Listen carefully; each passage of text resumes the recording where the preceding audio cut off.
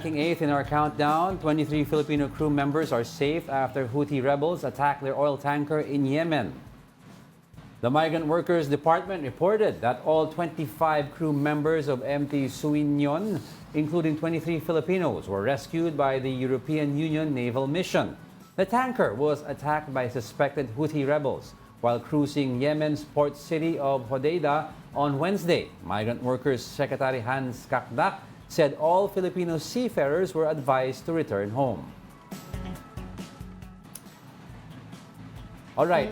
Hopefully we can get in touch with Secretary Cacdac. We're actually supposed to talk to him right now, but unfortunately, our lines are unstable. But we'll get right to it. But we have to talk about this because we've been discussing also about the possibility of totally banning Filipino seafarers from flying this route. It's because right now they have an option to fly this route, but they have what we call a hazard pay. And may waiver, they sign waivers that they know that the dangers that will come with this route, but they waive all liability except may additional pay sila. Exactly. Yeah.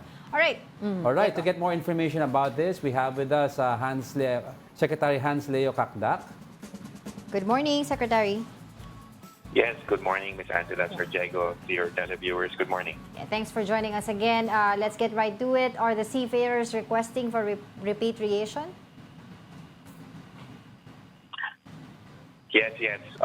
Right now, the 23 Filipino seafarers from the Sounion have indeed been rescued and are being transported to safer port. And yes, upon arrival in that safe port, they will go through some protocols. All of them are safe. There have been no reports of major nor minor injuries. And yes, very soon their repatriation will be arranged. Okay, that's good to hear. Yes, Secretary. Of course, their families are asking, and even the seafarers are wondering now what kind of assistance will they get from the Philippine government once they get home, and is there an option for them to return back to work as soon as everything is cleared? Yes, of course, we are in communication with the families as well, and there will be provided assistance, financial assistance, as soon as they come home. And also, there will be a whole-of-government team as directed by the President, so the DOH will be there to provide a basic medical checkup upon arrival. And also, there will be psychosocial counseling with perhaps some of them may have still some trauma or anxieties with the experience that they went through. And also the DSWD will be there. Our social workers from the DSWD will be there to provide financial assistance and possible other forms of assistance. And yes, the DMW OWA will be there to provide assistance. Aside po dito sa nabanggit po ninyo, meron po ba silang interes na makabalik sa kanilang trabaho pa rin? Yes, of course. The ship owner and the license planning agency here in the Philippines could very well arrange for their reassignments.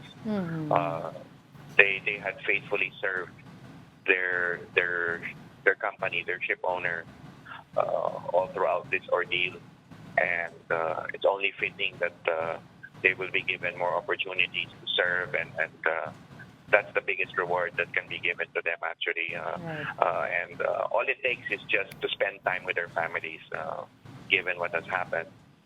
And as soon as they have spent time with their families, hug their loved ones, and be with their children, then it will be time to set sail once again. And then we're confident that their shipping company, their ship owner, will take them in again.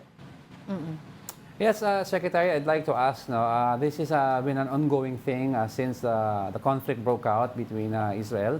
I'm asking, is it part of a discussion right now to ban our seafarers from flying these routes that are tagged unsafe, or we will continue to allow them pending that they sign their appropriate waivers? Well, right now the policy, first and foremost, is we have long directed since December and February ship owners carrying Filipino seafarers traversing that route to divert their routes. And indeed, 70% have responded to the call. For example, all ships, Japanese ships carrying Filipino seafarers no longer pass through the Red Sea and the Gulf of Aden, and we're very thankful. However, there are still ships and seafarers who exercise their freedom to navigate. There indeed is still the right to refuse sailing, and around 122 seafarers have exercised their right to refuse sailing. But the ship owners, together with their seafarers, still jointly, during times when the ships indeed pass through the Red Sea and Gulf of Aden, to agree to exercise their freedom to navigate. And if they do, then there are security requirements coming from the DMW, such as there should be security escorts and armed guards and risk assessments. And we also have a selective prohibition approach, meaning to say those ship owners whose ships have already been attacked at the Red Sea and Gulf of Aden will no longer henceforth be allowed to board Filipinos on ships that fly that same dangerous route. So in the case, for instance, of the MT Sounion ship owner, we will no longer allow Filipino seafarers to board their ships that fly the route, that navigate the Red Sea and Gulf of Aden route.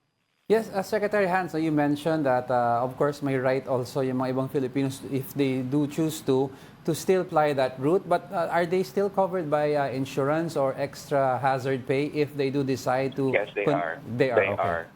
We don't highlight this as much, but they are in terms of double their salary and entitlements, and in the event of death or disability, double compensation as well. But we tend not to highlight that part. These are hazard pay arrangements that are common to all forms of employment, right? Even in ordinary lines of work, such as us in government and in the private sector, meron talagang hazard pay. So that's the hazard pay component of all of this. But we're not emphasizing that because obviously the lives of seafarers are at stake, That's and right. therefore we have the policy which I had just elaborated. And just to clarify lang po, Secretary, kailan po yung target date of arrival nitong Filipino seafarers natin? Wala pa tayong target date.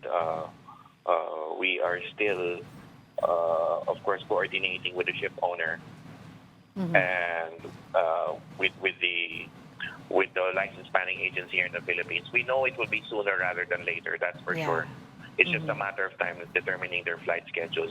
When they arrive at that safe port, there will just be some medical and other protocols, the usual standard protocols, although we know that nobody incurred major nor minor injuries. But then thereafter, their flights will be carefully arranged. Right. With that, we will just be continue to update with you